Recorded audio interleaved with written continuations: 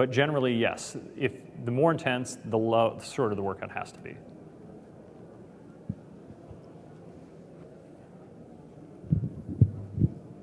What's your name, man? Max. Max. And I have nice to meet you. Likewise. So I have 3 questions. Okay. 1, what are your long-term goals? 2, how did you determine them? And 3, how do you suggest that we come up with them? Good. Those are great questions. Long-term goals. Okay, so I mentioned Casey Butt's calculator for maximum muscular potential. Mine is to get back to that because when I was at my biggest and my strongest and my heaviest, I was hitting the nail on the head. I'd like to do that at a lighter weight, at a lower body fat percentage. And I understand that this is going to take a while. The problem with reading all this stuff is that you get program OCD. Like you understand that there are all these variables that are very easy to implement, and they all have something to do with your end result. But the tricky part is focusing on just getting stronger, because that's a slow process. Anytime you go to a new routine, because of the initial skill acquisition period, which comes real quick, you feel like, man, this is great, I'm gonna gain like this forever, and then reality sets in, and you start gaining at a realistic rate. And that can, again, be a little disheartening. So it's that moving towards that number, taking what I'm learning in exercise science and keeping it intellectual rather than letting it totally inform my routines, inform it in the sense of, am I doing it biomechanically correct? Am I exhausting the fast twitch motor units? Making sure that I'm not changing routines every month, which in the past is one of the things I did as part of that. There's got to be a magic routine. So the first question is, what are my long-term goals? Second one was, how did I come to them? Was that? Okay. Part of the coming to it was seeing individuals who had been training for a really long time and done really well by being patient. It reminds me of what I've tried to get at here is, a guy walks in off the streets to a martial arts studio and he goes, "Master, man, I love what you're doing. I want to be a master just like you." Master goes, "The first thing you must learn is patience." The guy scoffs, "How long is that going to take?" Right? And that's the problem, is that that's the point I was making. These gains are very small once you're no longer new.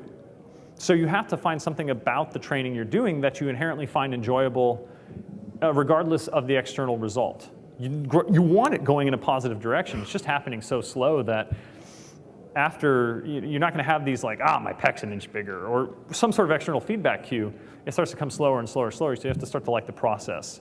And reminding myself that I have all these other things going on in my life, right? Even though I'm a grad student, I'm juggling a full workload. I've got a house and 3 dogs that we're doing a lot of training with right now. And having those issues in your life makes it easier. Having other interests other than working out makes it easier to stick to what matters, which is gradual weight increases over a long term with big basic exercises. Because if you have time to sit and think about it, you get all this grist for the mill, and you'll think yourself in all sorts of weird routines. So how would I suggest you come to it? I would suggest you pick up a book called Brawn from Stuart McRoberts. It's about this thick. And Stuart tells you how to train. He tells you the whys of training. He reminds you to err on the side of caution, having a little temperance and patience. If you could think of about a 450-page version of what I've tried to explain with a little bit less science, because it's about 10 years old and some of the more recent sort of limit science has come out, then that would be kind of what it is. Ignore the fact that the cover is awful. It's bright orange, and it has this like skeletal guy hitting a bicep pose, and it's a bicep that, as far as I can tell, the radial tuberosity, which is where your bicep connects into your forearm, is down here somewhere. So he's like flexing, and it looks ridiculous. It's a horrible cover. It's a fantastic book, however. That would be my suggestion, is start there. And also, I keep referencing it just because it's a good talk. Go back and watch what Doug McGuff said last year on the YouTube. Because when you have an understanding of how long this stuff takes, then you can kind of temper your training routines, right? Because, gosh, 5 pounds a year, or say you gained 10 pounds your second year, that's less than a pound a month. But that's enough to put an inch on your arm. And that's very visible. It just took a year to get there. So those would be my suggestions. And maybe find someone who's kind of detached from you to keep you accountable. In other words, like some sort of wise old mentor, someone you can go to and say, I'm thinking about changing my routine. They go, small poundage increases over the long period of time. Cut that crap out. Keep you on track. Because coaches are terrible at training themselves. I say this as a coach, right? When you spend your entire day telling people, basically looking and say, okay, you're doing this well, your form's good on this. Yeah, you shouldn't be doing that with your diet. You have a hard time maintaining objectivity to the situation at hand, partly because you've got so much information you're working with, and partly because if you've been dishing out information all day and correcting people, you start to kind of think you're special. So you need someone else to kind of slap you upside the head and go, you're getting off on the wrong foot. Keep doing what you're doing. Hi. Hey, what's your name? Ben. Ben? Nice to meet you. So you mentioned the false belief that the body just naturally breaks down over a certain time, and you get examples of 50-year-olds that are extremely fit.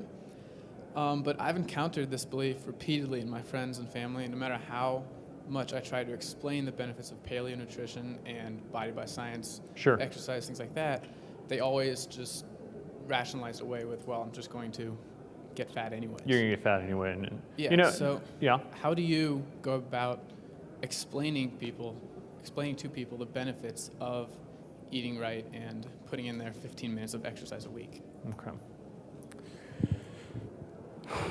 I'm fortunate in that I have a captive audience at their appointments when they come in, because I have people who are there because they understand rationally that they need to be working out, but emotionally they sort of waver. They wouldn't be working out if they didn't have an appointment, and so they're a captive audience. I try to explain and show examples, because the great thing about YouTube is that you can go on there and go like 74-year-old bodybuilder, boom, and you've got examples. Or you can go, there's a great one in the New York Times, I think back in March, of a woman named Olga who's 91 years old. 91. She picked up track and field at the age of 77. And her records, which you're going to say, doesn't sound that impressive. Her records are better than the 80-year-olds and she's at the age of 91. So 2 age classes down, her records are better than theirs. Now, having trained all the way up to 90-year-olds, I can tell you that even that under most circumstances, you think, just 10 years. No. Octogenarian to nonagenarian, it's a chasm. It's an enormous difference, even if they've been just moderately active. And so you can show them who aren't bodybuilders, because most people don't want to look like a bodybuilder. But you have to train in a similar fashion. Not necessarily 2 hours a day, 6 days a week. You have to train with the intent of getting stronger, getting more muscular. You just pull the reins on that horse a little sooner, but also understand that your ceiling's probably set. So you can show them, and then you can explain. You can then reference, get out your National Geographic on the old Netflix and look at these individuals who are 70, 80 in these indigenous tribes, and they're still climbing the trees and they're still hunting, because their world yesterday is about the same as their world today and is about the same as it's going to be tomorrow. And the more you can live today like yesterday, the more you're going to live tomorrow in a similar fashion. And if you've been doing that for 50 years, some things are breaking down. We are decaying. Your tissue-producing machine at 10, you're not turning over tissue nearly as quickly at 50 or at 70 or at 80, but you still respond in a predictable way. Exercise is still a stimulus, even if your response isn't as great because of a different hormone environment. Also remind them that when we say, your genetic hand is set, which genes do you get from your parents? You don't know. Do you get all of the genes from your parents? No, you only get 50% of each parent's genes to come together. So that's why it's a risk of heart disease if your dad died of a heart attack. It's not a fact of heart disease. And I've noticed people tend to focus on the good. I have a client who her dad died at 52 of a heart attack. She's 71. But she only talks about the fact that her mother did nothing and lived to 91. I go, yeah, but your dad did nothing and died at 52, and you don't know which genes you got. There's a whole lot in the ether that you can't control. What you can control is putting in a little work and reminding them it's like medicine, right? Strength training is like a flu shot. Which is to say, 1 flu shot protects you from the flu. 5 flu shots gives you the flu, right? But people do strength training are like, I trained today, I've built up, and I got to train tomorrow to keep building up. Like it's this constant building on top of, when it's a constant response to. And if they don't want to hear it, in spite of your best intentions, save your breath. And if they do want to hear it, they'll come back to you. They will. I'm Roman. Hey, Roman. Hi. Obviously, you're very knowledgeable, so I appreciate the information. I just started a new workout and diet from Tim Ferriss, his 4-Hour Body book, where he claims that he, with testing, gained 34 pounds of muscle mass within 28 days. Occam's razor protocol. Occam's razor protocol, indeed. Yeah. So, based on what you said, 1.5 pounds a month for the first year. So, what is your take on that? On Tim Sure. Ferriss's? He regained. If you go back through his old blog, he talks about this. If you search Geek to Freak, Tim Ferriss, he has a blog post on this some 5 years ago. He talks about he goes to Buenos Aires to learn the tango. And in doing so, he gets light. He loses a bunch of weight. And Tim Ferriss is notoriously good at manipulating his weight. And this is why he's a martial arts champion. He found out that the weigh-ins were 24 hours in advance, and he dehydrates down, loses 30 pounds, puts on all that weight and more, and he comes in 10 to 15 pounds larger than the nearest competitor, pushes them out of the ring. That's a DQ. Yeah, you're a national champ that way. And it's not cheating, even if you don't agree with it. So he was regaining, and he references the Colorado experiment in that book, in which Casey Viator, who was one of Arthur Jones', the kid wins Mr. America at 19, 200 IQ, 7 feet tall. He's one of those freaks. In which Casey working, I don't remember if he's in Louisiana or actually here in Florida, he's working at a machine shop, gets his pinky cut off in an accident, okay? And then he has an adverse reaction to the penicillin injection. He loses a bunch of weight. And Arthur says, we're going to get you back in the gym, and we're going to put this weight on you as quickly as we can. So Casey comes in his before photo, and he looks like, I would like to look like him in his before photo. He looks like he's ripped, he's in shape, he's got big arms, he's got capped deltoids, he's got a full chest, very little body fat. And then he proceeds to gain 64 pounds in a month. Holy crap! And it's mostly muscle. Well, he'd been that big before. In fact, he'd been bigger. At the end of that month, I think it was 207 or 208 pounds, Casey was. He had been as heavy as, I think, 219. So this is the muscle memory component. If you've been there before, it's easy to get back to. Tim Ferriss is an example of that. Casey Viator is an example of that. Now, in my case, when I started training, like I said, I gained 16 pounds in 4 months. I did it on a minimalist routine. I would be dry heaving at the end of it. I was working so hard. But after that is where it slows down. So if you had been that big previously, if you'd been 30 pounds of muscle heavier than you are now, yeah, you could put it back on in a month if that was the only thing you focused on. And he doesn't put that disclaimer up every time, but he's always said that too. I was regaining weight. And that matters. That really matters. So it's not something you're going to see even in guys who take steroids. Like, people think steroids are like, if you feel you have to take steroids, whatever the next level is you're going to be at, you're going to be mediocre in. In other words, if you're a high school football player and you're like, I got to take steroids to play in college, you're going to be like a backup in college, right? If you need it to get to the pros, you're going to be maybe an average pro. And I think this was from either Dave Tate or Jim Wendler. These are enormous powerlifters who don't hide the fact that at some point or another in their careers they've used steroids. But if you look at someone who surely was on steroids, Dorian Yates, he was, I think, 7 times in a row Mr. Olympia from England. Over the course of his training career with steroids, he puts on 75 pounds in 15 years, 5 pounds a month on average. At no point is he gaining 30 pounds of muscle in 3 months or what have you, even with anabolic assistance. So you can regain it, but if it's new muscle, it's extremely unlikely that it's going to happen unless you were just so run down from an endurance of sport. And even in that, you would have been somewhere near that anyway had you not been doing the sport. Hi, I'm Bill. Hey, Bill. Nice to meet you. Hey, man. So I used to be quite fat. Like I weigh 42 pounds less now than I did then. Cool.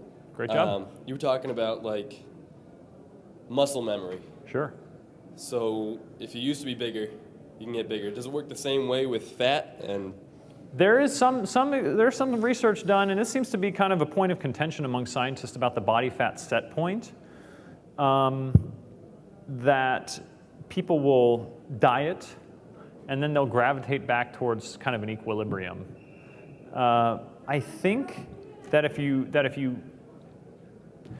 I don't think the paleo diet is magic. What I think it does is that you end up eating a whole lot of nutrient-dense foods and lots of very filling foods, so you're satisfied on less. There's nothing magical about that. There just isn't. But what it can do is keep you from re-achieving that set point because it just becomes so impossible to keep the food down. And you're doing that by picking more dense foods. The BBC did kind of an opposite of that, talking about set point. And I'll get back to exactly what you're saying. You'll see why I'm talking about this. Why are thin people not fat? Why are thin people not fat? They took these kids in England who had always been fairly lean. They're in their mid-20s. They were never shredded, but they were certainly not fat. And they said, like, I'm on the seafood diet. I see food, I eat it, so on. And they had them double their caloric intake. And this is a much more modern version with much better instruments of what was called the Vermont experiment, which was done back in the 50s or early 60s, I don't recall, in which they fed inmates, overfed them, saw how fat they could make them in a certain period of time in exchange for like lesser prison sentences, right? That homicide, we'll let that slide if you just fatten up a little bit, Tony. By the end of the experiment, they had guys who could not push their weight more than 20% above where they were at to start, in spite eating 10,000 plus calories a day. They start fidgeting it off, and this is what kind of came out of this newer study because they had fine instruments. The body fights back in a number of ways. Some of the people couldn't keep the food down. They would literally vomit. They could not eat enough to double their caloric intake in this more recent version. Some, they became very fidgety. Like I said, they sort of shook the weight off.